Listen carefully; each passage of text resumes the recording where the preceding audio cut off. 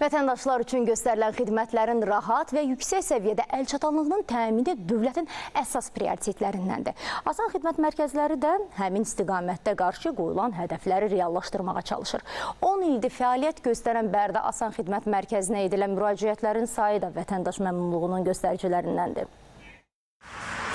2015-ci ilin martında fəaliyyətə başlayan Bərdə Asan Xidmət Mərkəzi təkcə Bərdə və ətraf bölgələr deyil, ölkə üzrə ərazi məhdudiyyəti olmadan bütün vətəndaşlara xidmət göstərir.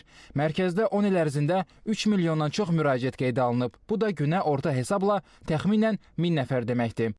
Bizim üçün ən önəmli statistika isə ondan ibarətdir ki, vətəndaşlarımızın hazırda xidmətlərimizdən məmnunluq əmsalı 99,9%-dir və 10 illik fəaliyyət göstərən Bərdə Asan Xidmətdə də bu rəqəmlər eynidir.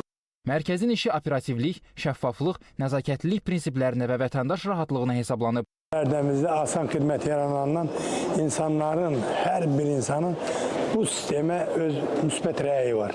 Qabaq vaxtlar çətinlik çəkirdik sənədlər almağa, vaxtımız çox sərf eləyirdik, vaxt sərf eləyirdik.